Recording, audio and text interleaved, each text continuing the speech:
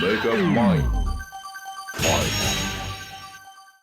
Hey guys, it's Tealopal, and today we have a little bit of a variety video. Wow, oh my god, he's doing this again? We told you he would. Nah, for real though, I still have every intent to continue playing Team Fortress 2 and making content about it. I still love the game, and I still have a several $1,000 inventory. Still have a strange crit screen, a strange original, all that. That's not going anywhere. I am still a Team Fortress 2 YouTuber at heart. That said, for the past few weeks, I've been experiencing some pretty bad mental health struggles. It's gotten a little better, but it does not take a lot to set me off and reset the progress I've made. So for the time being, I've decided it's for the best that I avoid playing Team Fortress 2 and other stressful online games just to try and help my mental reset a little bit. I want to let you know, once again, I'm not quitting. I still love the game and I would love to play it. It's just that it doesn't take a lot to set me off, and it's unfortunately best for me to just step away from a lot of online circles and spaces right now. So what I'm going to be doing is I'm going to be making some variety content. Not on Tealopal though. I know you guys sub for Team Fortress 2, and I'm not going to try and force a bunch of unrelated content down your throat with the exception of this video. I'm posting this video here as a sort of call to action for you guys, because if you're at all interested in what I have to say about other video games, which I know is a small percent of you, I still wanted to let you know anyways, I do have a second channel called Opal Reviews Everything, where I post long-form retrospectives about games that I particularly enjoy or am interested in. These are fully scripted and edited retrospectives, the kind you see from people like The Sphere Hunter, Liam Triforce, Some Call Me Johnny, things like that, going fully into the development, history, graphics, presentation, gameplay, stories of games. I don't describe them as video essays. I like to refer to them more as just video game reviews. And yeah, if you're at all interested in seeing me talk about some older games, some Nintendo stuff, some more modern stuff like Pizza Tower, then you're more than welcome to check out Opal Reviews Everything. If not, then fret not, because within the next few months, I will be back to making Team Fortress 2 content full-time on here. I just wanted to let you know that for a little bit now, I just need a little bit of a healthy mental reset break to sort of reignite my passion for what I've been doing here for a while.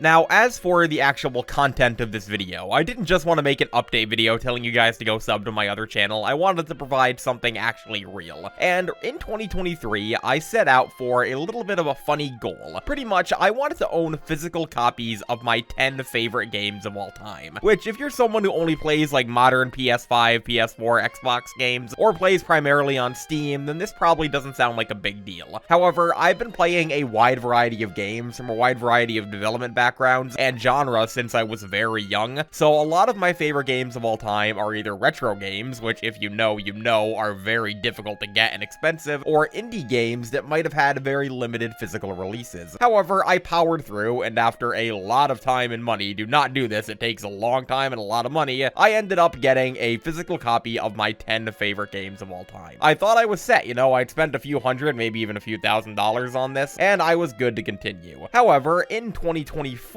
I got bit by the buying physical games bug again, and I decided that I wanted to shoot for the moon a little bit and collect physical copies of my 20 favorite games of all time. And after a little bit of time, and once again, a lot of money, this was way more expensive than the top 10, I managed to do that. So in this video, I want to list for you guys my 20 favorite games of all time, and tell you what I had to go through to collect physical copies of them. Some of these were pretty fucking crazy to get physical copies of. Just for full disclosure, one of them is Earthbound, and if you know, you know. Earthbound is about $500 at minimum on the secondhand market, and it took me a while to secure a copy. So let's dive in, discuss my 20 favorite games of all time, and how I got physical copies of every single one of them. And you might be interested to know, one of these is kind of Team Fortress 2. We'll see. Let's talk about it.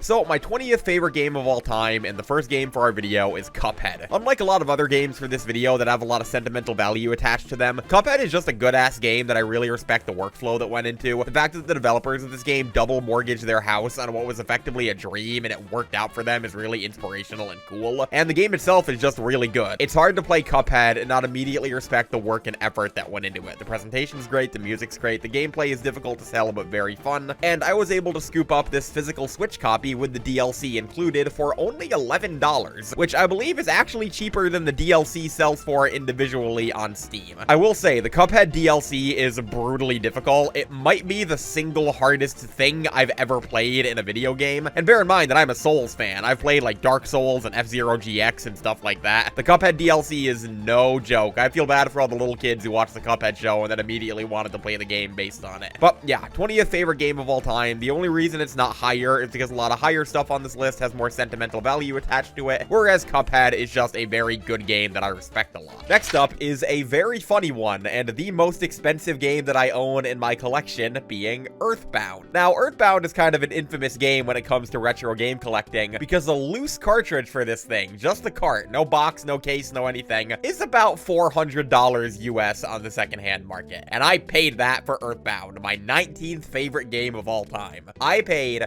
$400 for my 19th favorite game of all time. That should let you know how seriously I was taking this physical game collecting mission. As for the actual game itself, Earthbound's very good. I played it more recently than a lot of the other games on this list, but I was just immediately struck by how offbeat and ahead of its time it was. You can definitely see why this game went on to be the inspiration for so many quote-unquote quirky, charming indie games down the line. If this thing released exactly as it is in like 2020 on Steam, I think people wouldn't bat an eye. The fact that it was made by Nintendo in the 90s is pretty crazy. And I want to know, I know that this box I have it in is not an official Earthbound box. I know it doesn't have the player's manual or anything. Someone in a Discord server I'm in actually tried to tell me my copy of Earthbound was fake because of that, and I had to tell them, no, I spent $400 for a loose cartridge and only wanted to spend an additional $10 for a box, so I got a custom case from the Custom Cases website. I know this is not an official Earthbound box, but all I really care about is that I have the real cart. But yeah, Earthbound, good game. I really shouldn't need to sit here and tell you why Earthbound is a good game. Everyone already knows it is. Next up is another funny game, and one that was way cheaper to get than Earthbound, being Metal Gear Rising: Revengeance. Now, I want to stress, I am not a fan of this game because of the memes. I was there day one for Metal Gear Rising: Revengeance. I was there before all you chuckle fucks turned up and started posting about Armstrong, and it has to be this way. Y'all are all posting about that, but do you remember Rules of Nature goes with everything, or do you even stand here? Because that's what the OGs remember. Not for real though, Metal Gear Rising: Revengeance, memes aside, is a very, very good game. It's crazy to think that when this game first released, people absolutely hated it. It was considered really bad and like a black sheep in the Metal Gear series because it is so good. On a gameplay and story level, there is nothing wrong with this game. People were absolute clowns when it first released. It's so stylish and so fast and frenetic and high energy. Its writing is hilarious in that deeply earnest but still very silly way that Metal Gear games tend to be. This won't be the only Metal Gear game on the list, by the way. I just really like this one specifically. Also, this copy I got, this Xbox 360 copy, is in excellent condition. I was surprised when it arrived how clean and well maintained it is, and it even came with a soundtrack CD, which is really cool. Next up is the one I'm sure y'all are here for, the Orange Box. And this is a little bit of a weird one on the list because this is obviously a collection of 3 games. I am going to be brutally honest, I don't give a shit about Half-Life. I've never cared about Half-Life. I respect it for its place in gaming history and how revolutionary and important it was, but man, do I not care about it in the 2020s. I am not a Half-Life fan. I am, however, obviously a Team Fortress 2 fan and a big Portal fan, and I couldn't really decide which Valve game I wanted to include in my top 20 favorite games of all time because I like TF2 and Portal about equally, so I just decided to consolidate them into one entry and include them together as the Orange Box. So this single case with this single disc encompasses my love for both Team Fortress 2 and Portal, and Half-Life can just kind of be there for the ride. I will say, I actually don't know if Portal ever got another physical release. I think it might have gotten a limited run games release for the Switch version. I'm not 100% sure. But as far as collecting physical Valve games go, getting a physical copy of the Orange Box in as good condition as this one is about as well as I could have asked for myself to do.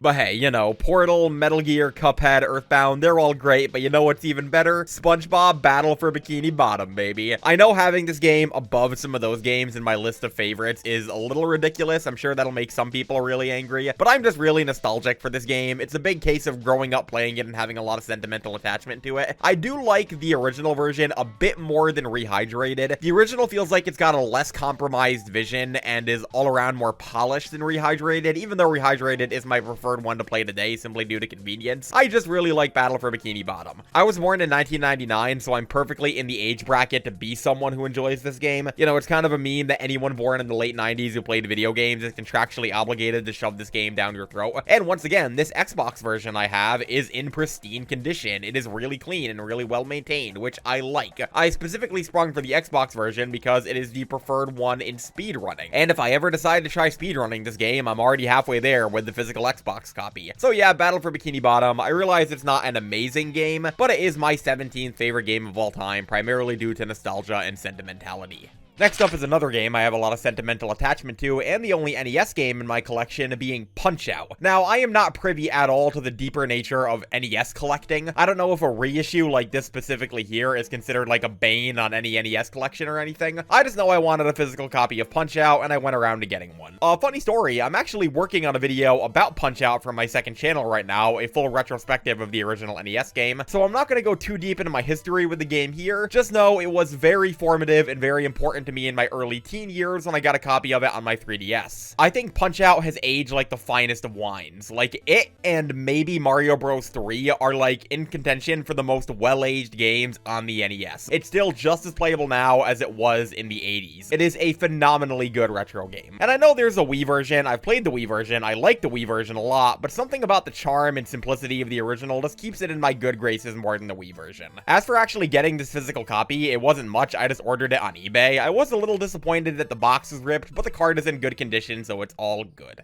Next up is another fairly recent addition to my favorite games of all time collection, being Pikmin. Now, Pikmin is a game I only played for the first time when it dropped on Switch, so I am not one of those people who's been playing the series since it came out in the GameCube in 2001, but I was just immediately enraptured by how charming and dire and uniquely committed to its vision it was. Pikmin is a very unique Nintendo game in terms of how serious its story is, how it goes about telling that story, and just what its priorities and vision are, and I just found it to be really impressive. This specific copy that I own was actually the only game I bought at Retro Game Con in 2023, which is a convention held near my house that I go to every year whenever I can. I went with no money this past year because I wasted it all on TF2 items, true story, and I was only able to afford one copy of Pikmin. But that one copy was worth it, concern it, because with exception to this little tear up here, this copy is in great condition and it is complete in box. All around a great addition to my collection. Next up is a game that I have made a full retrospective on and is about as far as you can get from the field of interest for the average TF2 player for this list, being Kingdom Hearts. Yes, for those of you who don't know, I am a Kingdom Hearts fan. I'm actually mutuals with regular Pat, who's a YouTuber who exclusively makes content about Kingdom Hearts. I like this series a lot. I've been playing it since I was a kid, and I own a physical copy of 1 specifically, which is my favorite game in the series, both in the form of the HD collection on PS4 and an actual original Black Label PS2 copy, which I got for only $15 somehow. It's pretty crazy. But yeah, Kingdom Hearts 1 is not widely considered the best game in the series. A lot of people who are diehards might actually say it's pretty bad and poorly aged, but I call those people cowards. Kingdom Hearts 1 is just as playable now as it was in 2002, and the people who don't like it or claim that it's the weakest game in the series are people who've clearly never played Recoded or Dream Drop Distance. Kingdom Hearts 1 is really good and really fun, and all around my favorite game in the series.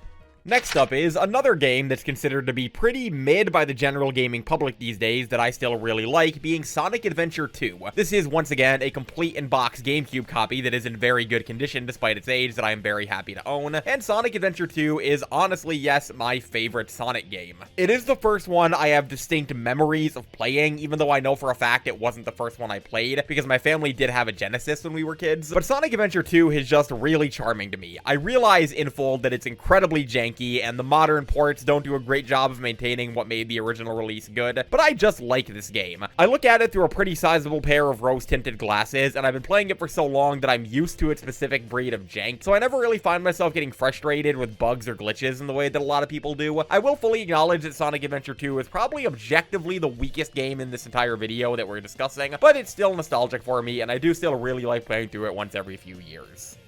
And rounding off our collection of mid-early 2000s installments and otherwise well-liked series, we have Super Mario Sunshine. This is another game I have a full retrospective about, both on this channel and my second channel. Go watch it on my second channel if you're curious. But yeah, I fully realize Mario Sunshine is not great. This game, similarly to Sonic Adventure 2, is very janky and unpolished in a way that isn't very typical of Mario games or first-party Nintendo games, but I love it either way. It is so stylish and so charming by the standards of the average Mario game. game. The graphics are absolutely beautiful even today. It is a pristine looking GameCube game, and I find the hover mechanics and the overall acrobatics and platforming to be incredibly fun. Now, as for this physical copy I have, this is the first time I was actually burned buying games secondhand online, because despite the fact that the listing I bought it from claimed that it was complete in box and in good condition, this thing is dirty and grimy and gross, and the box only contains the game and no manual or anything. So I was actually scammed. It is still an official real copy of Mario Sunshine, just not the one I would have liked having. But considering that every other game I bought from eBay has been as advertised, I would consider this to be the exception rather than the rule. You just gotta shop smart.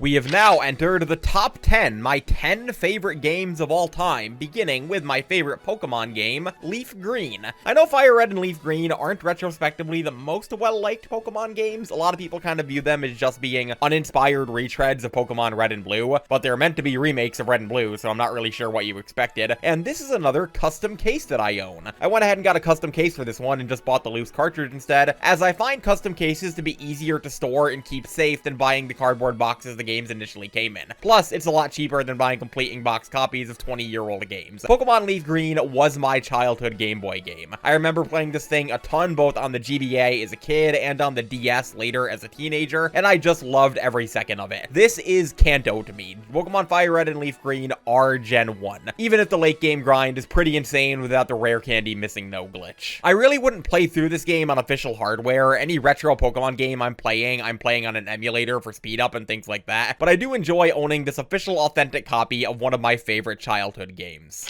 And at number 9, we have the most recent addition to my top 10 favorite games of all time, being Metal Gear Solid 3. I played this game for the first time like a few weeks, maybe a month ago, and it immediately struck a chord with me. This game left an incredibly strong, profound impact on me mentally, and I didn't stop thinking about it for days after I beat it. I was up until 3 a.m. fighting the final boss and watching the last cutscenes of this game, and I did not regret it for a second. Metal Gear Solid 3 is a fucking masterpiece. And if anyone were to tell me it's their #1 favorite game of all time, I would earnestly believe them. That Kingdom Hearts YouTuber I mentioned earlier, Regular Pat, mentioned in one of his patron Q&As once that Metal Gear Solid 2 radicalized him politically, that it gave him a lot of his modern ideals. And after playing 3, I can definitely see this series doing that. It's such an intelligent game with so many important things to say, and the fact that it's also really good and multi-layered on a gameplay level too really speaks to the genius of Hideo Kojima as an auteur video game director. The only reason MGS3 isn't higher is because it's a very recent addition to my list that I've only played once. I can very realistically see this thing rise through the ranks as I played through it more times.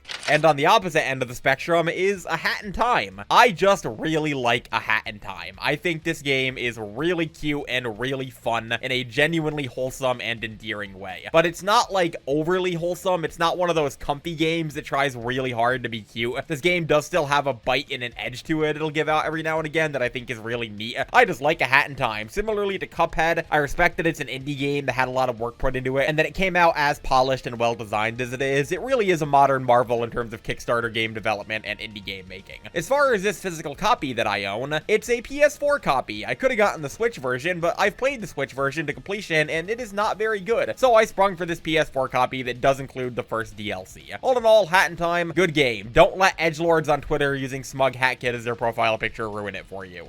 And jumping back from a cute game to a violent game again, we have Hotline Miami, which may be the most M-rated game in my collection. This thing ticks every box on its rating for how M-rated it is. This specific physical copy I have is the Switch version of the Hotline Miami collection, which I really only owned immortalized Hotline Miami 1. I'm honestly not a huge fan of Hotline Miami 2. I think its story is neat, but in terms of gameplay, I think it's such a steep and significant step down from Hotline Miami 1. Hotline Miami 1 is my true 7th favorite game of all time. I feel that it's so tightly designed, its level design is so intricate and brilliant, how it's basically a puzzle game disguising itself as an action game. It's really cool. Hotline Miami is a game I played when I was way too young to. I probably played it for the first time when I was 14 just to get stuff in Payday 2, and it immediately struck a very specific chord with me, both aesthetically and story-wise. If you haven't played it, I would strongly recommend it. It's very good. Hotline Miami, good game.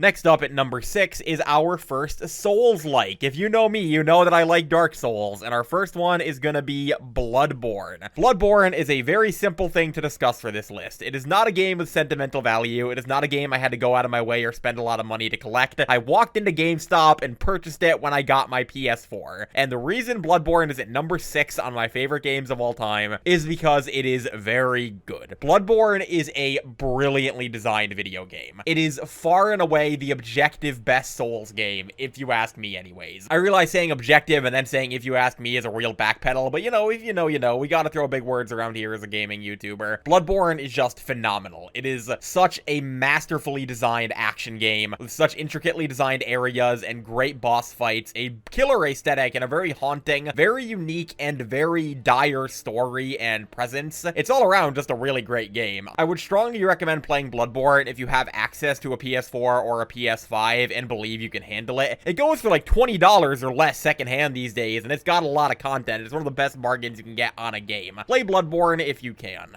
And entering our top 5, we begin with Celeste. Now, I know, some people are gonna get really mad. Oh, Tealopal's gone woke, he likes Celeste. Yeah, Celeste is a pixel indie game about mental health. Yes, it does have a trans main character. And if that makes you angry, then I invite you to have a cranky wanky, because I love this game. Celeste is a really, really good game that, once again, like some other games on this list, struck an immediate positive chord with me when I played it. It's actually the game on this list I've played the least. I believe I've only played through Celeste to completion twice, but both times I was just awestruck by how thoughtful and considerate this game is of the themes it's trying to tackle. A lot of media attempts to take on mental health as a theme or as a focus of its storytelling, but I'll always say none of them that I've ever seen have done it as well as Celeste. As someone who struggles with things like anxiety, depression, and OCD, this game is brutally honest about the tribulations people with those struggles have to go through on a daily basis to nearly exist, and it helps too that the gameplay is really fun and tightly designed. It's tough as nails, like a lot of games in my top 10 are, but it's also very fun and rewarding to complete. The story and the music and the presentation are always driving you forward to see what comes next, and if you're at all someone who can get down with the thought of a pixel indie game about mental health with a trans main character, I would strongly recommend playing Celeste. I have a bit of a funny story about this physical copy I own too. So I went to GameStop to pre-order this thing because for some reason in 2023 Celeste got a physical re-release on Switch. So I pre-ordered it, and my GameStop actually had to get copies of it in stock because I pre-ordered it, and it came out on the same day as AEW Fight Forever. So while a bunch of jabronis and wrestling fans, no disrespect, I am one, were in GameStop to buy the AEW game, I was the one schmuck in there to buy a physical copy of Celeste. It was very funny.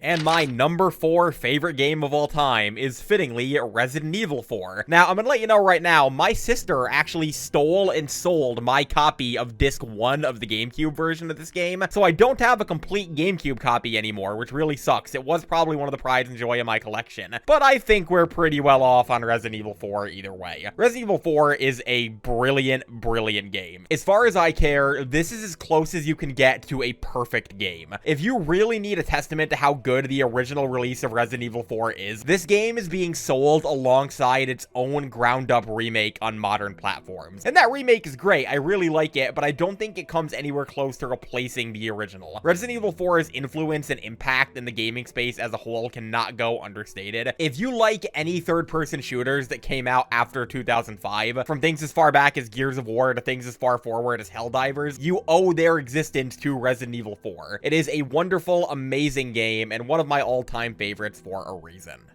Number 3 is Dark Souls. Now, I know I said earlier that Bloodborne was, in my opinion, the objective best Souls-like game, but Dark Souls 1 is far and away my favorite, due simply to the fact that it was the first one I beat. Dark Souls 1, in my first time playing it, felt like a genuine, honest-to-God adventure. Like a real journey that I had to persevere through that took me a crazy long time, and I would not trade the experience or memory of having beaten this game for the first time for anything. Dark Souls 1 is absolutely incredible. There's a reason this thing won Ultimate Game of All Time at the Steam Game Awards or whatever that thing was a few years ago. It's a pristine video game. Yeah, it's brutally punishingly difficult. Yeah, it's a little jank, and yeah, the online net play isn't great. But if you're playing this game the way it should be played, that is, as a single-player adventure game, and not as a janky PvP wankfest, then Dark Souls 1 is still incredible to this day, and just as playable as it was when it first released. More so than anything else on this list, I would earnestly recommend playing through Dark Souls 1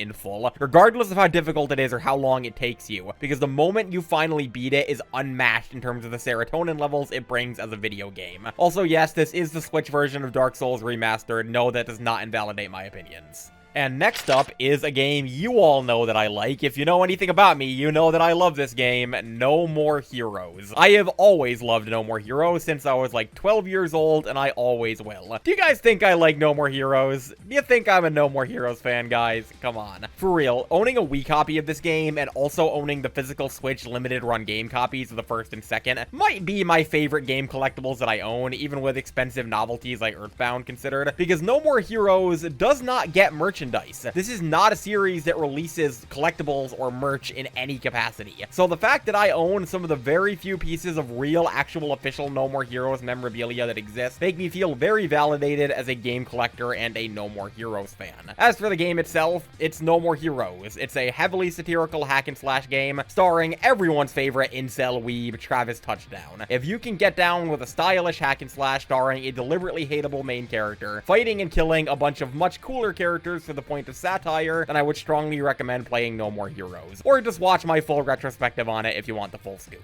And finally, my true favorite game of all time, my number one, and our last custom case for the video is Paper Mario. This is a game I've talked about at length a lot on my channel. I have a full retrospective about it. I have a boss ranking for it on my second channel. I just love Paper Mario. I know Thousand Year Door is everyone's golden child, and I know that's the one getting the remake in a few months and everything, but I just adore the N64 original. This game feels totally uncompromising in terms of its vision as a fun, cute, charming, and endearing Mario RPG. It's a game I've been playing at least once a year every year since I was a literal toddler. Some of my earliest memories consist of playing this game on my family's N64. My brother and my sister both like it, even as they've gotten older and gotten in and out of video games. They still like playing it and play through it about as frequently as I do. It's just a flawless, perfect, absolutely endearing Mario RPG and my favorite game of all time. I own this authentic N64 copy in this cool custom case, and aside from No More Heroes, Earthbound, and Resident Evil 4, it is probably my favorite collectible that I own.